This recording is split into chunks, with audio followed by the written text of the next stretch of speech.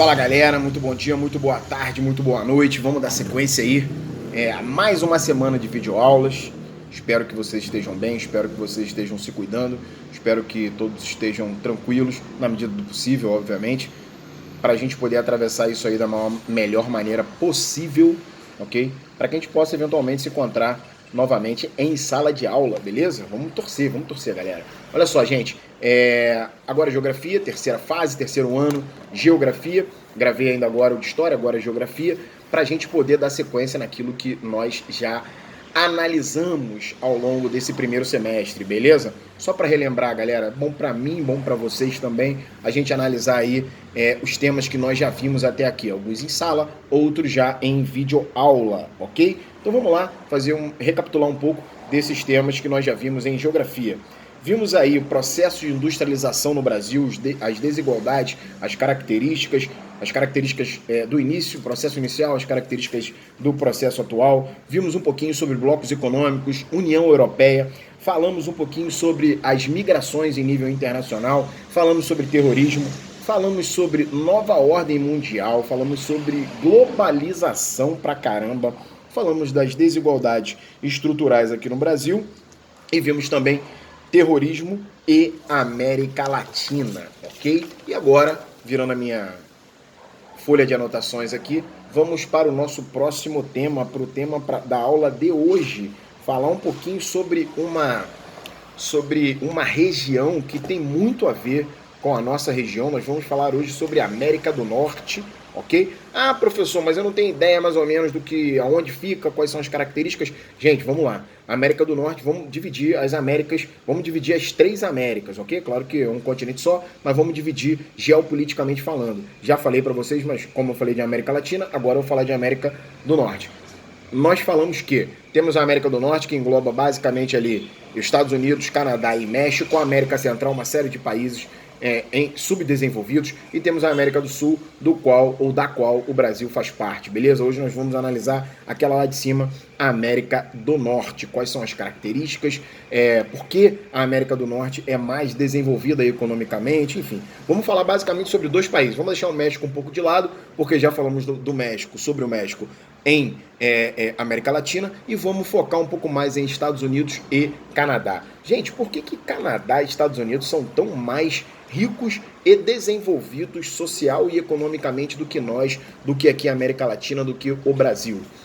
Precisamos olhar para o processo histórico, para a gente entender, primeiramente, eu tenho certeza que quando a gente pensa, todo mundo aí deve estar pensando, quando a gente pensa em Estados Unidos e Canadá, a gente vai pensar em países ricos, desenvolvidos, organizados, com boa qualidade de vida, que inclusive os latino-americanos, nós buscamos sempre estar por lá. Ah, eu quero ir para lá, quero viver lá, quero morar lá, enfim, todas essas características. Até falei um pouquinho sobre isso quando falei sobre a América Latina. Mas por que eles são mais desenvolvidos? Repetindo o que eu já falei e trazendo novas informações.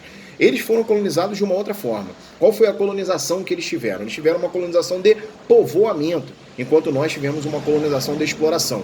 O que a Inglaterra e a França quiseram na América do Norte foi diferente do que Portugal e Espanha quiseram na América Latina. Na América do Norte, eles queriam povoar e formar uma nova nação. Na América Latina, infelizmente para nós, eles queriam explorar as riquezas. Então, lá na América do Norte, eles organizaram países, eles organizaram sociedades, eles organizaram a política, enquanto por lá de cá, eles só queriam explorar e levar as riquezas. Beleza? Qual é o resultado disso? O resultado é que a América Latina, infelizmente por conta dessa exploração, ficou extremamente defasada e não teve ali o seu processo de desenvolvimento respeitado. Enquanto Estados Unidos e Canadá, basicamente, no processo de colonização de povoamento, você não tem uma ingerência e um controle muito forte do teu país dono, ou seja, da sua colônia, eles se desenvolveram de maneira quase que livre, se tornaram independentes de fato muito mais cedo e se organizaram muito mais cedo. Isso vai resultar num processo de industrialização muito mais rápido, isso vai gerar um processo de desenvolvimento social e político muito mais rápido.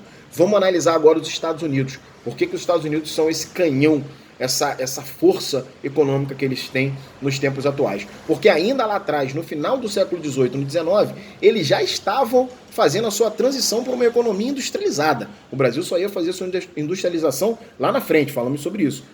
100, 150, 200 anos depois. Portanto, os Estados Unidos se desenvolveram muito mais rápido economicamente, industrialmente, formaram-se enquanto países em 1776, e aí você tem um processo de maturação econômica muito mais rápida, muito mais consolidada, e o resultado é exatamente essa potência que são nos dias atuais. Quais são as principais práticas dos Estados Unidos para que eles se tornassem, né, essa potência que são? Primeiro, altos investimentos em industrialização. Segundo, uma política externa agressiva. Que política externa agressiva é essa? De intervenção. A política do Big Stick, por exemplo, aplicada na América Latina, ou grande porrete, ou seja, você lida com os países da América Latina como se eles fossem um quintal dos Estados Unidos, eles que mandam por aqui, isso desde o século XIX, final do século XIX, início do século XX, uma política intervencionista e agressiva, ok? Interferindo, inclusive, nas políticas internas de muitos países da América Latina, inclusive o Brasil, beleza? E você tem uma política de imperialismo também. Que imperialismo é esse?